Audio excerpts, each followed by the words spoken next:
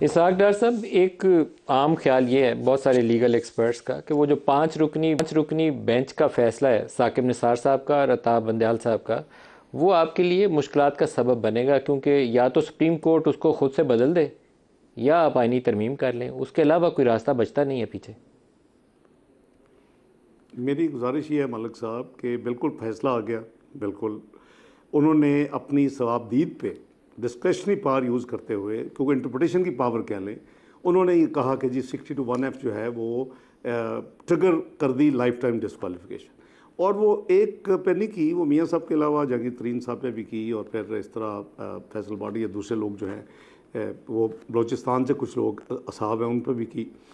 तो उसके बाद ये जो, लेकिन आइन खामोश है, तो उनका एक इंटरप्रटेशन हो गई ना जी, कि उन्होंने कहा जी ये है। और फिर ख़ुद ही वही वन ऑफ द 5 जजेस जब वो ख़ुद चीफ जस्टिस बनते हैं और फैसल बाडा का केस सुनते हैं, तो वही साहब जो है वो रिमार्क्स देते हैं और रिकॉर्ड पे हैं कि जी ये मुनासिब नहीं है, ये अनफेयर है, क्योंकि जितने भी ऐसी बैंस या बार्स हैं वो एक लिमिटेड पीरियड के लिए, और उसमें जो इस वक्त 5 साल मैक्सिमम आपको नज़र आती है।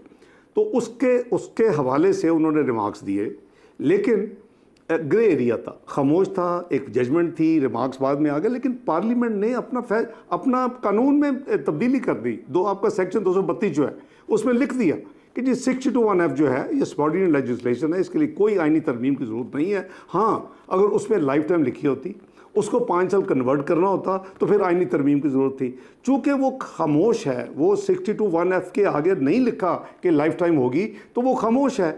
एक उन्होंने अपनी सवाबदीद में, और वो सबको पता है कि उसको क्या मूड था उस वक्त, तो मियाँ नवाज शरीफ साहब के साथ जो हुआ, यानी वो आपके सामने है कि पहले तो पनामा से अकामा पे पहुंच गए वो, और फिर अकामा में फिर 60(1)(f का सहारा लिया और लाइफ टाइम डिस्क्वालिफिकेशन, उनको मैंडेट था, उन्होंने वो करना था, वो कर दिया।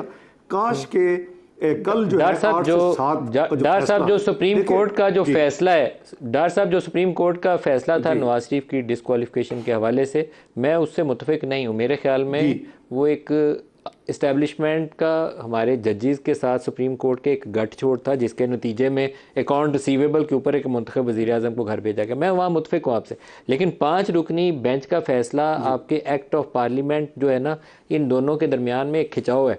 एक्ट ऑफ पार्लियामेंट उसको ओवरराइड नहीं करता, ये मामला दोबारा सुप्रीम कोर्ट में जाएगा। देखिए, मेरी गुजारिश ये है, मैं सिर्फ फिर आप बड़ी हम्बली आपसे, आप माशाल्लाह ख़ुद बड़े इसमें ज़ीरक हैं, आप समझते हैं। अगर मैं फिर रिपीट कर रहा हूँ, अगर 60(1)(f के आगे लाइफ टाइम होती तो फिर यस, आपको आइनी तरमीम की ज़रूरत थी। वो खामोश था, और जहाँ भी आइन खामोश है उसको क्लैरिफाई किया जाता है through subordinate legislation. Subordinate legislation जो है वो कानून साजी, आम कानून साजी है, वो आइनी कानून साजी नहीं है उसके लिए दरकार। अब जितने फैसलों में, अगर उन्होंने एक नहीं, उन्होंने जितने फैसलों में लाइफ टाइम किया हुआ है, वो सब के सब स्टैंड कन्वर्टेड टू 5 साल। अब पार्लियामेंट इसके बाद गुंजाइश नहीं है सुप्रीम कोर्ट की कि नहीं जी वो जजमेंट तो स्टैंड करेगी। अब ये जो है ये अमेंडमेंट जो है प्रोस्पेक्टिव होगी, क्योंकि ये क्लैरिटी के लिए ये अमेंडमेंट आई है कि जी 62(1)(f के तहत 5 साल होगी, जैसे कि कई और शिकों के तहत है। मेरी तो हम्बल जो है अंडरस्टैंडिंग यही है कि ये, और मैंने कई सीनियर तरीन वकला से भी बात की है, वो एक अलग बात है कि अपनी हर एक की सोच है, इंटरप्रटेशन है, पहले दिन से इसको किया। दूसरा, मैं ये गुजारिश कर रहा था, यही वजह थी कि पार्लियामेंट ने, हमने नहीं, अकेले नहीं, पार्लियामेंट ने एक क्लॉज, देखिए आपके इस मुल्क में 184 के तहत बहुत गलत फैसले हुए, और उसमें हमने सबसे ज़्यादा सफ़र किया, मियाँ नवाज शरीफ ने सफ़र किया, मैंने सफ़र किया, कि मेरा शुरू कुछ और होता है और जाके 20 साल के एक सफ़े के ऊपर मेरे का जी रेफरेंस बना दे। ओ भाई, आप FBR को तो बुला के पूछ लो।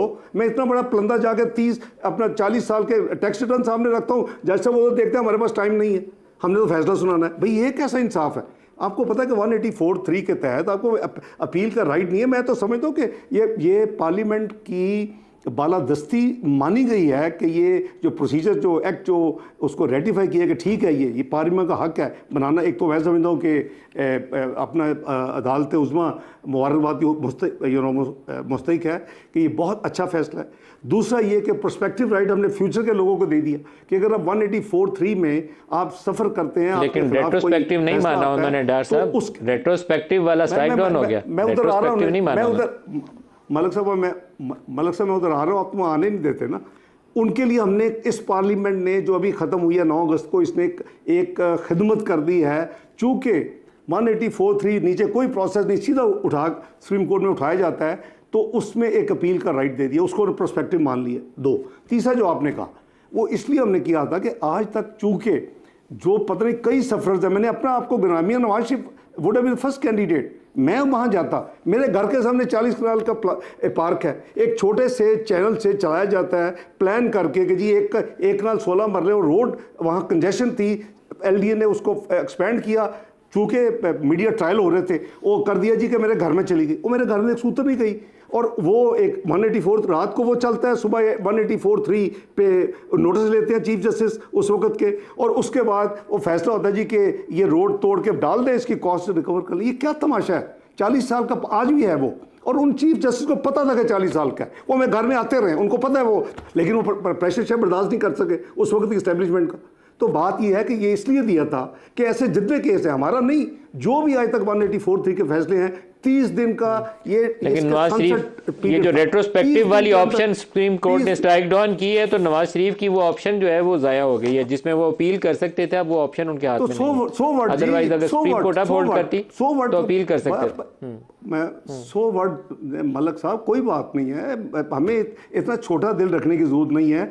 एक वोट से हुआ है 8-7, एक उधर होता तो ये स्टे कर जाती, लेकिन उसमें कोई बुरी इंटेंशन नहीं है। हमारा भी ये था कि जितने नहीं है, ये सिर्फ नवाज शरीफ साहब के लिए नहीं था, ये हर एक के लिए था। आज तक के जितने, लेकिन 30 दिन दिए, हो सकता है कोई 50-100 आ जाती जो आज तक 184(3) में, अच्छी बात थी कि उनको अपील कर नहीं मिला। अच्छा एक चीज़ बता दें, मैं क्योंकि अभी वापसी के ऊपर भी एक नवाज शरीफ का इशू है कि 21 अक्टूबर को जब वापस आएंगे, तो क्या उससे पहले आप लोगों ने प्रोटेक्टिव बेल अप्लाई करने के लिए कोई तरीकाकार तय किया?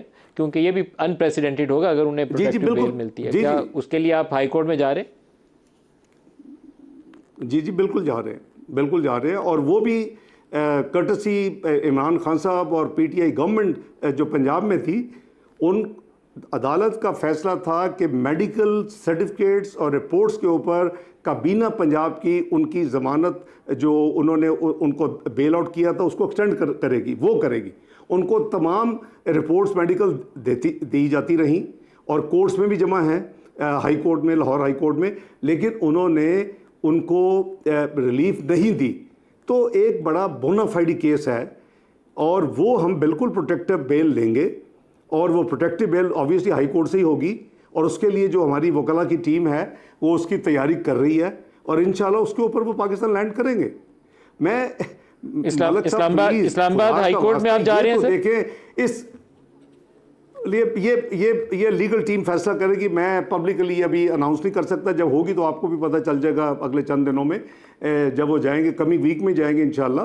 तो ये प्रोटेक्टिव बेल लेंगे, और वो कानून और आइन के मुताबिक होगा। किसी को protective bail, it is precedence of the courts को रिफ्यूज़ नहीं करते, वो इनकरेज करते हैं। अगर आप प्रोटेक्टिव बेल मांगते हैं, आप ज्वाइन कर लें कोर्ट को। किसी कन्विक्टेड को जो है, किसी कन्विक्टेड के लिए प्रोटेक्टिव बेल की आज तक मिसाल ही नहीं है, नज़ीर नहीं है 75 सालों में, कोई ऐसा केस नहीं है, एक सिंगल केस नहीं। मैं वकील तो नहीं हूँ, वकला केसेस देंगे ना जी, कोर्ट करेंगे, तो आप भी देख लें, मैं भी देख लूंगा, 2-4 दिन की बात। अनप्रेसिडेंटेड होगा नवाज शरीफ के लिए, जैसे वो त्यारा हाईजैकिंग की जैसे अपील लगी थी ना 9 साल बाद, वैसे ये भी अनप्रेसिडेंटेड होगा। जी ये हाईजैकिंग भी तो अच्छा मलिक साहब, आधी बात आप बड़े मजे से करते हैं, आधी बात आपको नदीम मलिक, आई नो ये फिट नहीं होता आप में, आपकी पर्सनालिटी में। आप पहले ये कहें कि वो hijacking was a fraud case, और उसको अगर ठीक करने के लिए लगी है तो ठीक लगी है।